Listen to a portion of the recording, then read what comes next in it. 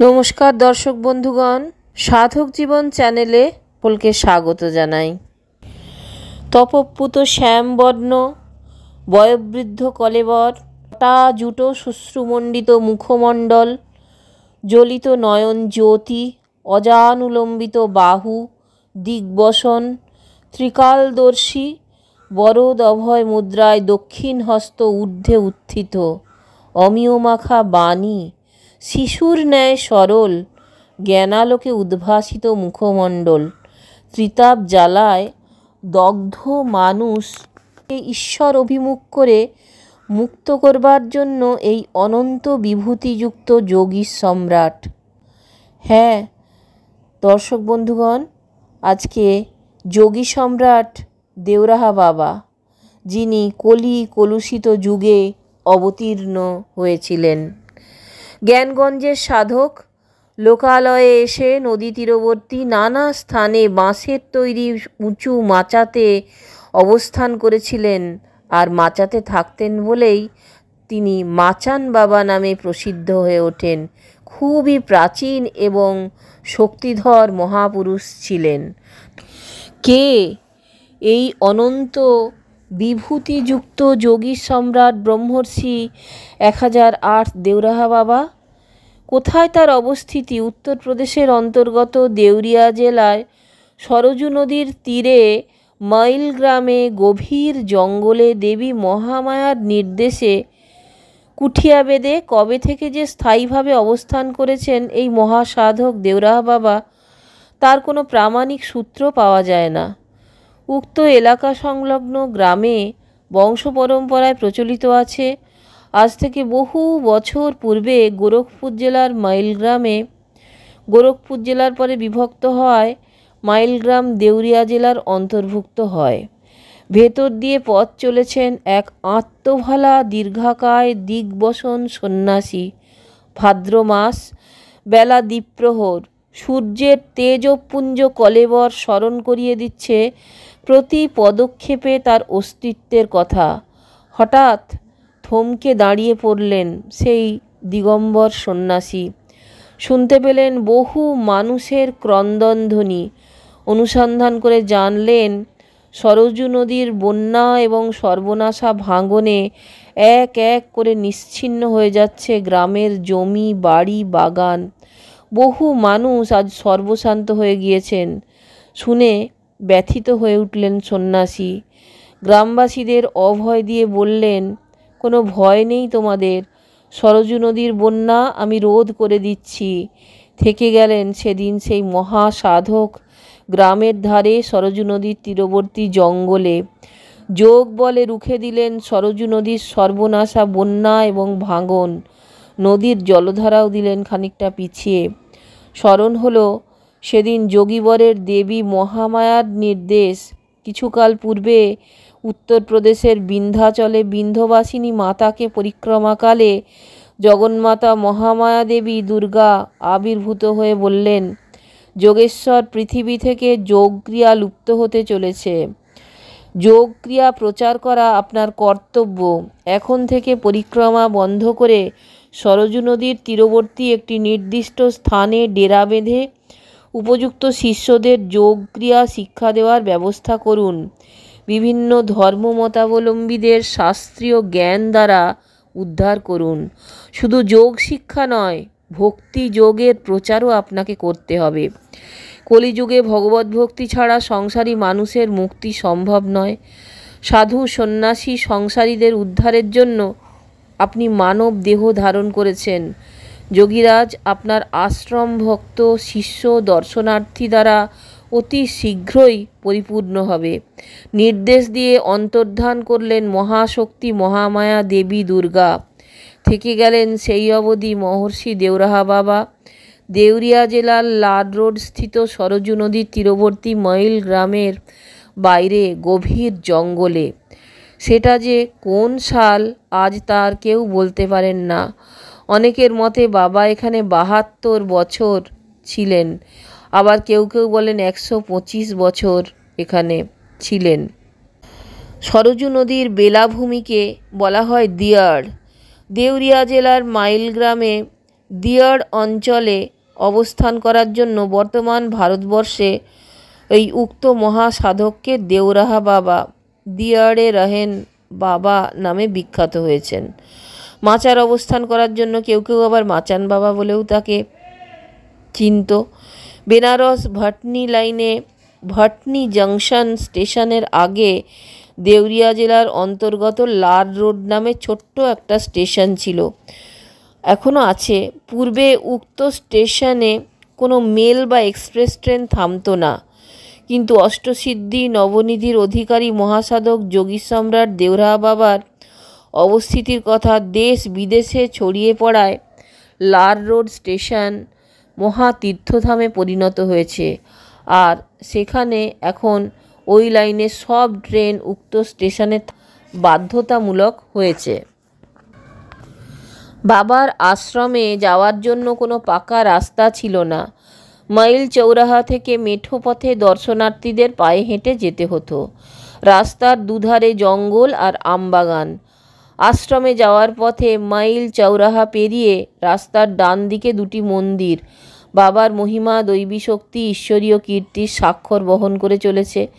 একদিন মন্দিরে রাধাকৃষ্ণ এবং ব্রহ্মলীন যোগী সম্রাট ব্রহ্মর্ষি দেওরাহা বাবার মূর্তি সংস্থাপনপূর্বক প্রেম ভক্তি সহকারে বাবার ত্যাগী শিষ্যের দ্বারা নিত্য পূজিত হচ্ছেন।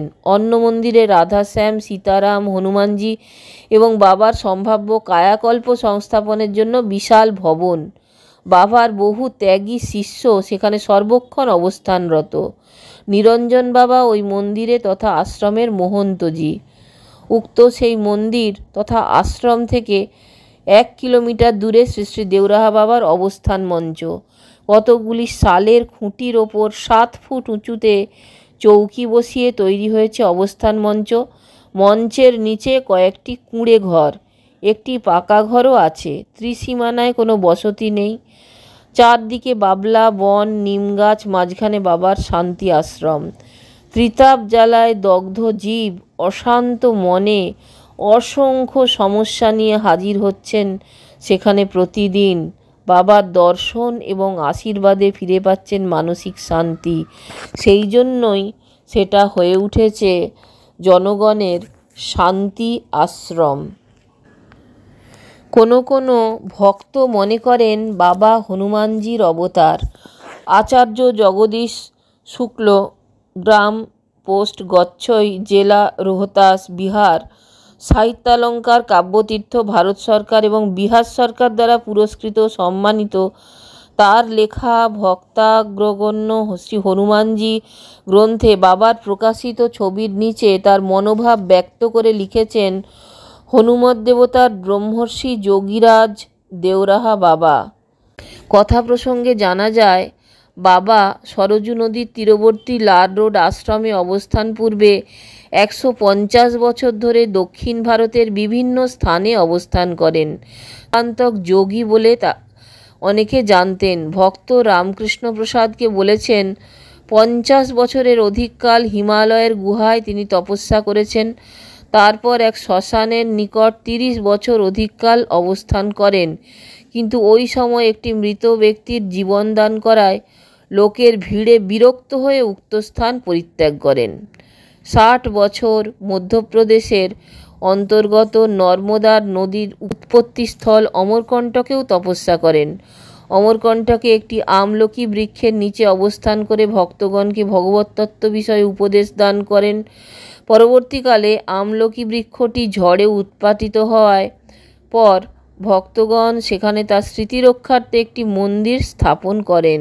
অদ্যাবধি সেখানকার ভক্তগণ নারকেল সহযোগে পূজার্চনা করে থাকেন। কথা প্রসঙ্গে প্রকাশিত হয়েছে যে গোস্বামী তুলসীদাস যখন রামচরিতমানস লিখেছিলেন, সেই সময় শ্রী শ্রী দেওরাহা বাবার সঙ্গে তুলসীদাসজির প্রেমালিঙ্গন হয়। তুলসীদাস রামচরিতমানস লেখেন ইংরেজির 1573 সালের অযোধ্যায় বসে। উপরিউক্ত তথ্য অনুযায়ী বোঝা যায় বাবার বয়স 430 বছরের অনেক অনেক ঊর্ধ্বে। সঠিক বয়স কত মাত্র তিনিই বলতে পারেন, কিন্তু এ ব্যাপারে তিনি একেবারেই নির্বিকার। তবে একথা নিঃসংকোচে বলা যায়, দীর্ঘ আয়ু বড় কথা নয়, দীর্ঘ আয়ু নিয়ে বেঁচে থাকাও বড় কথা নয়। সমগ্র মানবকুলের আধ্যাত্মিক চেতনাবোধকে জাগ্রত করবার জন্যই তার অবস্থিতি। গঙ্গা, সরজু, যমুনা এবং অন্যান্য নদীর তীরবর্তী কিংবা নদীর জলের ওপর মাচা করে কেন যে পরম পূজ্য দেওরাহা বাবা মাচায় আসীন থাকেন, এ রহস্যও তিনি জানেন। কাশী, অযোধ্যা, বৃন্দাবন, হরিদ্বার, ঋষিকেশ, পাটনা, প্রয়াগের তীরবর্তী ঝুঁসি সর্বত্রই মাচার ওপর বিরাজমান ব্রহ্মর্ষি দেওরাহা বাবা। এই জন্যই তিনি মাচান বাবা নামেও পরিচিত এবং প্রসিদ্ধ। ভারতবর্ষের প্রাচীন বিখ্যাত অগ্নিহোত্রী বা পঙ্ক্তিপাবন ব্রাহ্মণ বংশে কতকাল পূর্বে যে যোগী সম্রাট দেওরাহা বাবা জন্ম নেন সে তথ্যও অজ্ঞাত। গোত্র ছিল তার ভরদ্বাজ। অগ্নিহোত্রী ব্রাহ্মণ বংশ সমগ্র ভারতবর্ষে 500 থেকে 600-র মধ্যে সীমাবদ্ধ ছিল। এই ব্রাহ্মণ বংশ ছিল হিন্দু ধর্মের ধারক এবং বাহক। অগ্নিহোত্রী ব্রাহ্মণ সম্প্রদায়ের অগ্নিরক্ষা, বৈদিক ক্রিয়াকর্ম, গো সেবা এবং রক্ষা প্রধান ধর্ম ছিল। পূর্বাশ্রমে বৈদিক ক্রিয়াকর্ম উত্তম রূপে শিক্ষা করেছিলেন পূজ্য বাবা, কিন্তু ভক্তির কাছে এসব অচল। ভক্তিমার্গে, কর্মযোগে, জ্ঞানযোগের কোনো মহত্ব নেই। দেওরাহা বাবাকে তার পূর্ব পরিচয় সম্বন্ধে বিভিন্নভাবে প্রশ্ন করেও উপরিউক্ত তথ্য ছাড়া কিছুই জানা যায়নি। পূজ্য বাবা বলেন, আমার পরিচয়ের সঙ্গে জনকল্যাণের তো কোনো সম্পর্ক নেই, সুতরাং পরিচয়ের প্রয়োজন নেই। ভক্তদের উদ্দেশ্যে আরও বলেন, দেখো, সাধু দর্শনে এসে হাজার হাজার কৌতূহলমূলক প্রশ্ন করে ব্যতিব্যস্ত করা ঠিক নয়। দর্শনে এসে যদি বাবা কী খান, কী জাত, কোথায় নিবাস, কত আয়ু, এই সব বাজে প্রশ্নের উত্তরে তোমাদের কোনো লাভ হবে না, বরং সাধু দর্শনে আসা বৃথা হয়ে দাঁড়ায়। সাধু দর্শনে এসে কিভাবে আধ্যাত্মিক চেতনার উন্মেষ ঘটানো যায়, চেতনা বৃদ্ধি পায়, এ ধরনের প্রশ্ন হলে সাধুও খুশি হন, ভক্তও লাভবান হন। পরম পূজ্য দেওরাহা বাবার শাশ্বত বাণী আকাশে বাতাসে প্রতিধ্বনিত হচ্ছে। মানুষ অনাদি অনন্তকাল ধরে নিজের স্বরূপ ভুলে ঘুরে বেড়াচ্ছে। জীবকুলকে ভগবানের সামনে হাজির করাই আমার মহান কাজ। তাই তো তিনি ভক্তদের উদ্দেশ্যে বলেন, তোমরা সবাই প্রেমের সঙ্গে বলো, সীতারাম সীতারাম সীতারাম। বাবার খাওয়া নিয়ে ভক্তদের কৌতূহলের সীমা নেই। এ সম্পর্কে একবার এক ভক্ত প্রশ্ন করেছিলেন, তিনি সংসারী লোকদের মতো পান ভোজন করেন কি না। উক্ত ভক্তের বিশ্বাস ছিল বাবা সামান্য দুধ ফল গ্রহণ করেন। বাবা এই প্রশ্নের উত্তরে বললেন, তোমাদের মতো আমার খাওয়া দাওয়া চলে না, আমার খাদ্য সম্পূর্ণ আলাদা ধরনের। এই সময় এক পিপাসার্ত ভক্তের মাধ্যমে উপস্থিত ভক্ত শিষ্যদের জানিয়ে দিলেন তার পান ভোজনের নমুনা। গ্রীষ্মকাল, সূর্যের প্রখর তাপে মাটি ফেটে চৌচির, প্রচণ্ড গরম চলছে তখন। খাওয়া দাওয়া সম্পর্কে বাবা তখন উত্তর দিচ্ছিলেন। ঠিক সেই সময় দূরদেশ থেকে এক ভক্ত প্রচণ্ড গরমে তৃষ্ণার্ত হয়ে ধুঁকতে ধুঁকতে এসে হাজির হলেন লাল রোডে আশ্রমস্থিত মাচার কাছে। কোনো রকমে প্রণাম করে বাবার উদ্দেশ্যে বললেন, মহারাজ, একটু আমাকে জলের ব্যবস্থা করে দিন, তৃষ্ণায় আমার গলা শুকিয়ে কাঠ হয়ে গিয়েছে। বাবা একজন সন্ন্যাসী শিষ্যকে ইঙ্গিতে কি যেন বললেন। কিছুক্ষণ পর শিষ্য তৃষ্ণার্ত ভক্তের কাছে এসে বললেন, হাত পাতুন। যন্ত্রচালিতের মতো তিনি হাত পাতলেন। হাতে কতকগুলি ছোট ছোট পাতা দিয়ে খেয়ে নিতে বললেন সন্ন্যাসী শিষ্য। ভক্তের তখন কেঁদে ফেলার মতো অবস্থা, গলা শুকিয়ে কাঠ, স্বর বেরুচ্ছে না, জলের বদলে কিছু পাতা, সবই বিদঘুটে।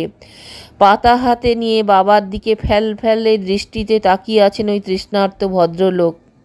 কা বাচ্চা খাওয়ালেও আদেশ পাওয়া মাত্র মুখে পুরে নিয়ে চিবোতে লাগলেন ভদ্রলোক। আশ্চর্য, পাতার রসের এমনই প্রভাব, নিঃসৃত রসে পিপাসা মিটে গেল, কণ্ঠ সুশীতল হয়ে স্নিগ্ধ পরিপূর্ণ হয়ে গেল। ভদ্রলোকটি প্রেম ভক্তি সহকারে প্রণাম করলেন। বাতাস হচ্ছে বাবার প্রকৃত আহার। তবে লাল রোড আশ্রমে এক সর্বত্যাগী শিষ্যের কাছে জানা গেল পূজ্য বাবা নির্দিষ্ট একটি গরুর সামনে দুধ বিশেষ উপায়ে শোধন করে গ্রহণ করতেন। কোনো দিন সামান্য দুধ খাওয়া বা না খাওয়া অবশ্য কিছুই নয়, কারণ তিনি সর্বদা উড্ডীয়মান বদ্ধ অবস্থায় এক প্রকার যৌগিক মুদ্রায় থাকতেন। এছাড়া খেচরি মুদ্রায় বিশেষভাবে সিদ্ধ, কাজেই আহার নিদ্রাও কিছু নয় তার কাছে। বোম মার্গে চলাচল, একই সময় বিভিন্ন স্থানে প্রকট হওয়া খুবই সহজ ব্যাপার। যে কোনো সময়ে যা ইচ্ছা তাই করতে পারতেন। পৃথিবীতে আশ্চর্য বলে কোনো বস্তুই নেই তার কাছে। তাঁর শরীর, লীলা, বয়স সম্বন্ধে জিজ্ঞেস করা হলে বলেন, বাচ্চা, আমার অবস্থা এখন ঈশ্বরের লীন হয়ে আছে। যখন চিত্ত ভগবানের লীন হয়ে যায় তখন সর্বত্র ঈশ্বরই হয়ে যান। এই সময় যে ক্রিয়া হয় তা লীলা মাত্র, অর্থাৎ উপদেশ, আধ্যাত্মিক দয়া, লৌকিক দেহধারণ ইত্যাদি ঈশ্বরের লীলা মাত্র। আমি এই শরীর নই। কোন শরীরের বয়স জিজ্ঞাসা করছো? বাবা তাহলে কে? এক ভক্তের প্রশ্নের উত্তরে ব্রহ্মলীন যোগী সম্রাট বললেন, আমি ঈশ্বরের বোধ স্বরূপ, নীল আকাশের মতো সর্বত্র পরিব্যাপ্ত। কিন্তু মনে রেখো, আমি কর্তা নই। 1963 সাল জানুয়ারি মাস, পরম পূজ্য শ্রী শ্রী দেওরাহা বাবা তীর্থরাজ প্রয়াগে অবস্থান করেছেন। 25শে জানুয়ারি সকালবেলা ভক্ত শিষ্য পরিবেষ্টিত দেওরাহা বাবা ধর্মকথা আলোচনায় রত। নামী কাগজের একজন রিপোর্টার এসেছেন বাবার অমৃতময় বাণী শুনতে। মনোগত ইচ্ছা পরম পুরুষের কথা কাগজে পরিবেশন করা। রিপোর্টার ভদ্রলোক প্রশ্ন করলেন, মহারাজ, আপনি এখন কি অবস্থায় আছেন? আমার অবস্থা এখন ঈশ্বর লীন। আমি ঈশ্বরের বোধ স্বরূপ, নীল আকাশের মতো সর্বত্র পরিব্যাপ্ত, কিন্তু কর্তা নই। আপনি রাম নামের প্রচার আর সবসময় রাম নাম করতে বলছেন। রাম মন্ত্র এবং কৃষ্ণ মন্ত্র দিচ্ছেন মানুষকে আধার বুঝে, কিন্তু রাম নাম এবং কৃষ্ণ নাম আমরা জানি, বীজ মন্ত্রও বইয়ে দেওয়া আছে। নিজে নিজে নাম জপ এবং মন্ত্র জপ করলেই তো হয়, গুরুকরণের প্রয়োজন কি? বাচ্চা, তুমি যে কথা বলছো এই শব্দধ্বনি বায়ুমণ্ডলে আছে। রেডিও বায়ুমণ্ডল থেকে ধ্বনি সংগ্রহ করে তবে তো প্রচার করে। তুমি যদি রেডিওর সামনে কথা বলো, তোমার কথা রেডিওর মাধ্যমে বিভিন্ন কেন্দ্রে প্রচারিত হবে না। কিন্তু তুমি যদি রেডিও স্টেশনে গিয়ে বিশেষ যান্ত্রিক শক্তির সামনে কথা বলো, তাহলে ওই যান্ত্রিক শক্তির দ্বারা তোমার শব্দধ্বনি বিভিন্ন কেন্দ্রে প্রচারিত হবে। গুরু হচ্ছেন রেডিও স্টেশনের যন্ত্রবিশেষ। মন্ত্র প্রদানকালে গুরুদেব উক্ত মন্ত্রকে বিশেষ শক্তি সম্পন্ন করে তোলেন এবং শিষ্যের কর্ণের মধ্যে দিয়ে হৃদয়ে প্রবেশ করিয়ে দেন। গুরুকরণ হলে সেই শক্তিনিহিত বীজ মন্ত্র অনবরত জপের ফলে হৃদয়ে ব্রহ্মাগ্নির প্রকাশ ঘটবে, অর্থাৎ শব্দধ্বনি ঠিক জায়গায় পৌঁছাবে। এরই জন্য সদ্গুরুর প্রয়োজন। সদ্গুরু বলতে আপনি কাকে বলছেন? যিনি শাস্ত্রজ্ঞ, নিষ্পাপ, কামনারহিত, ব্রহ্মনিষ্ঠ, ব্রহ্মজ্ঞ পুরুষ। গুরু হবেন ইন্ধনরহিত অগ্নির মতো শান্ত, অকারণ দয়ার সিন্ধু এবং শরণাগতের বন্ধু। সর্বোপরি শিষ্যদের পাপ নাশ করবার ক্ষমতা থাকা চাই, তবে সদ্গুরু পাওয়া খুবই কঠিন। বহু জন্মের প্রযত্ন প্রচেষ্টার ফলে সদ্গুরু লাভ সম্ভব। জন্ম জন্মান্তরে শুভ সংস্কার দ্বারা সদ্গুরু প্রাপ্ত হওয়া যায়। এবার এও দেখা যায় অনেকের সদ্গুরু লাভ হলেও আধ্যাত্মিক জীবনের চেতনা জাগছে না। এর কারণ কি? সদ্গুরু লাভ করেও গুরুকৃপা থেকে বঞ্চিত থাকে বলে গুরুকে উপযুক্ত শ্রদ্ধা ভক্তিভাব প্রদর্শনে অক্ষম থেকে ভোগ বিলাসে মত্ত থাকলে গুরুকৃপা মিলবে কেন? গুরুকৃপা লাভ করতে হলে কর্ম চাই। মানুষ কর্ম নিয়েই তো বেঁচে আছে, বৈষয়িক কর্ম নয়। ঈশ্বর লাভ করতে হলে যেসব কর্ম কথা শাস্ত্রে বলা আছে সেই সব কর্ম, অষ্টাঙ্গ যোগের যম এবং নিয়ম পালন অবশ্যই কর্তব্য। যমের 5টি ভাগ: অহিংসা, সত্য, ব্রহ্মচর্য, অস্তেয়, অন্যের দ্রব্য অধিকার বা অপহরণ না করা এবং অপরিগ্রহ অর্থাৎ কায় মনোবাক্যে অভাববোধ না থাকা। নিয়মের 5টি ভাগ: শৌচ, সন্তোষ, তপ, স্বাধ্যায় এবং ঈশ্বর প্রাণিধান অর্থাৎ ভগবানের নাম স্মরণ, মনন, লীলা কীর্তন ইত্যাদি। সৎ পথে থেকে ব্রহ্মচর্য ধারণপূর্বক ঈশ্বরের স্মরণ মনন করা কর্ম। কয়েকটা গ্রামে সেদিন খুব হইচই হচ্ছে। একটা বিরাট কুমির ধরা পড়েছে লাল রোডস্থিত সরজু নদীর ঘাটে। কয়েকদিন থেকেই নদীর বিভিন্ন জায়গায় দেখা যাচ্ছিল তাকে। আশপাশের গ্রামের লোক সব তটস্থ ছিল। সরজু নদীতে স্নান করার সাময়িকভাবে ছাড়তে হয়েছিল অনেককে ভয়ে। জলের তলদেশ থেকে নিঃশব্দে এসে কখন যে টেনে নিয়ে যাবে কোনো হতভাগ্যকে কে জানে। সর্বত্র একটা চাপা অস্বস্তির ভাব পরিলক্ষিত হচ্ছিল। সেদিন একজন জোর বাঁচা বেঁচে গিয়েছিল। ভোরবেলায় প্রাতকৃত্য সেরে জল খরচ করতে বসেছে সরজু নদীর ঘাটে। হঠাৎ মনে হলো পেছন থেকে কী যেন একটা নড়ে উঠল। দৃষ্টি পড়তেই বুকের রক্ত হিম হয়ে গেল তার। নিঃশব্দে এগিয়ে আসছে যমদূত সাদৃশ্য কুমিরটি। ভয়ে আর্তনাদ করে অবস্থাতেই ডাঙার দিকে মেরে দিল এক লাফ। আর্তনাদ শুনে কয়েকজন লোক ছুটতে এসেছিল। লোকজনের ভয়ে কুমিরটিও জল তোলপাড় করে সরে পড়েছিল। বেশ ঠিক করে নিয়ে একটা ধাতস্থ হয়ে ঘটনাটি বলতে লাগলো লোকটি। ইতিমধ্যে ভিড় জমে গিয়েছিল। অনেকে ঠাট্টা ইয়ার্কি করছিল। বিশেষত লোকটির লাফ দেওয়ার দৃশ্য স্মরণ করে হাসি চাপতে পারছিল না অনেকেই। ভিড়ের মধ্যে একজন ভদ্রলোক সীতারাম নাম করছিল। তিনি মন্তব্য করলেন, সরজু মাতার পবিত্রতার কথা স্মরণ করে প্রাতকৃত্যের জল খরচ করা আমাদের কোনো মতে উচিত না। আমরা সরজু গঙ্গামাইকে অপবিত্র করে অসম্মান করে আনন্দ পাই। সেজন্য তো আজ আমাদের এই দুর্গতি। লোকটিও ভয়ে ভক্তিতে তার অপকর্মের কথা স্বীকার করে প্রকম্পিত বক্ষে ফিরে চলল বাড়ির উদ্দেশ্যে।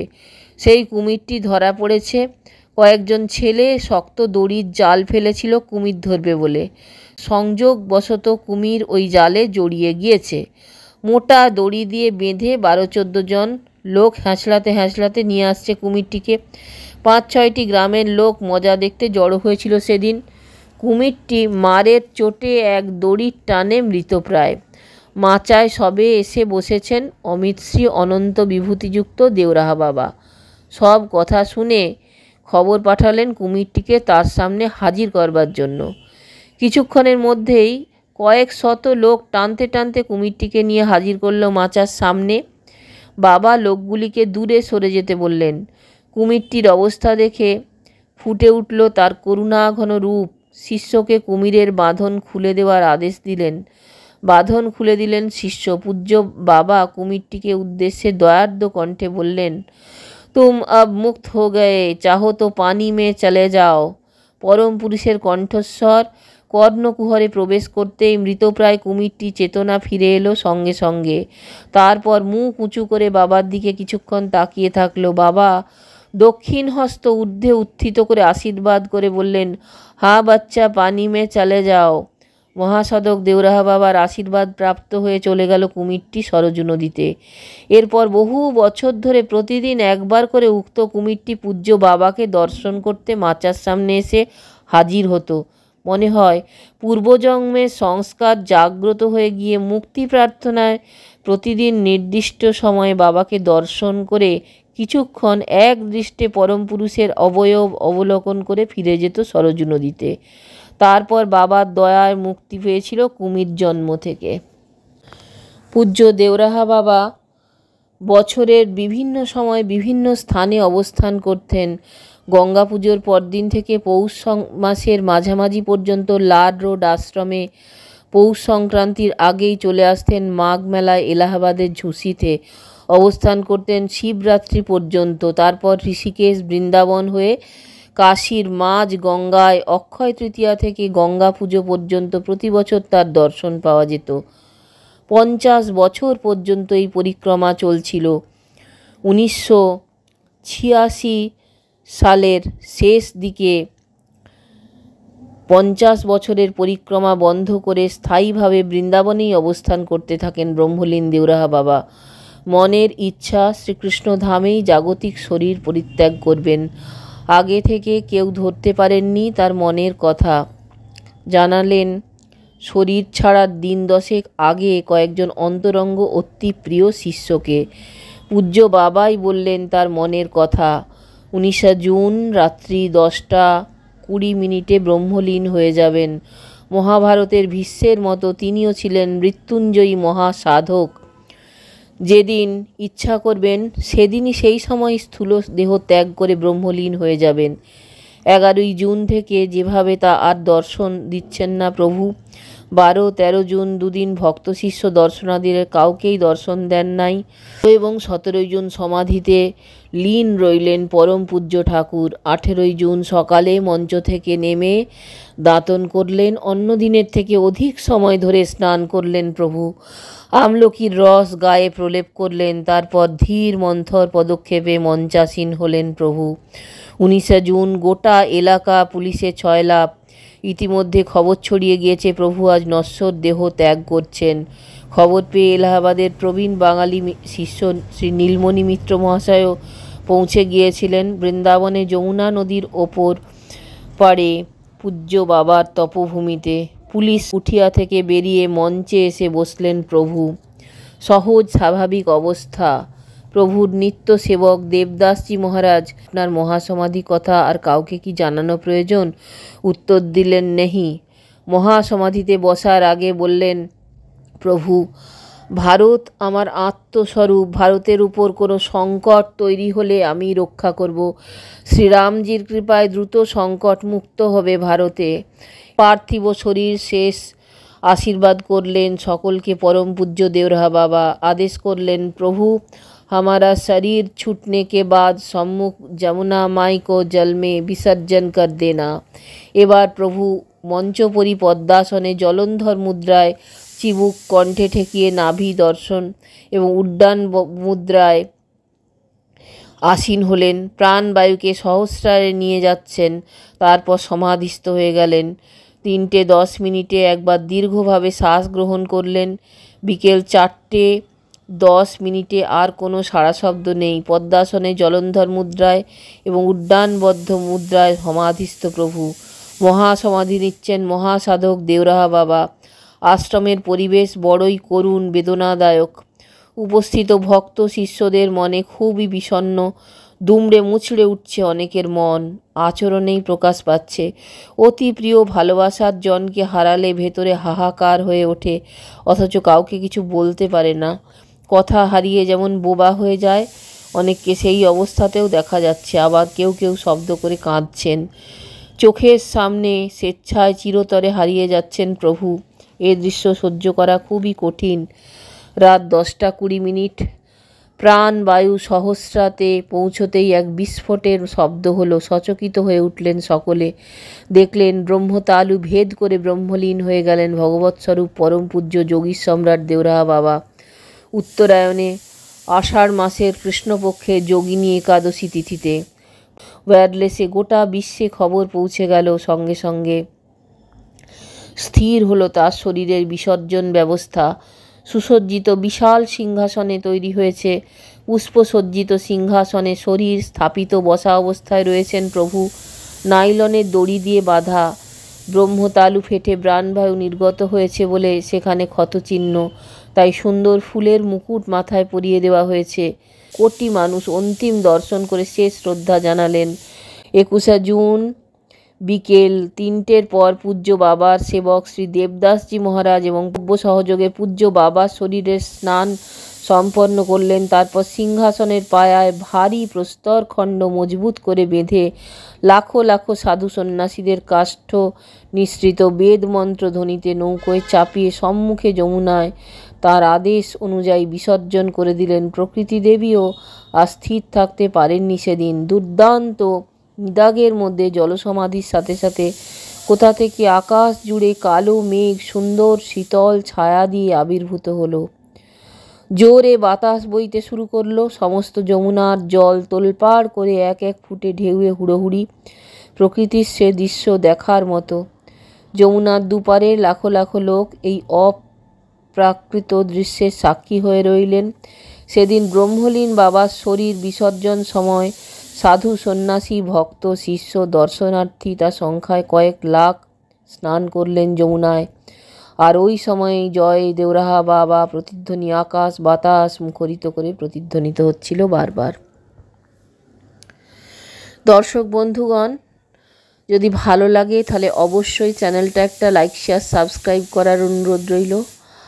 আর এই প্রসঙ্গে বলে রাখি যে ছবিটি দেওয়া হয়েছে সেই বাবার, সেই ছবিটি আসলে ক্যামেরায় তোলা এবং তারই শিষ্য আমারই একজন পরিচিত কাকুর কাছ থেকে নেওয়া। তার কাছ থেকে অনেক কিছু বাবার সম্পর্কে আমিও জানতে পেরেছিলাম এবং অনেক আলোচনা হয়েছিল। সে কাকু দেহ রেখেছেন, কিন্তু ওই ফটোটি তিনি তুলেছিলেন বাবার আশ্রমে, কাজেই এইটা ক্যামেরায় তোলা বাবার ফটো, সেটাই আমার চ্যানেলে দেওয়া হয়েছে। দর্শক বন্ধুগণ, ভালো লাগলে অবশ্যই একটা লাইক শেয়ার সাবস্ক্রাইব করবেন। সকলকে অজস্র ধন্যবাদ চ্যানেলটা দেখবার জন্য। নমস্কার।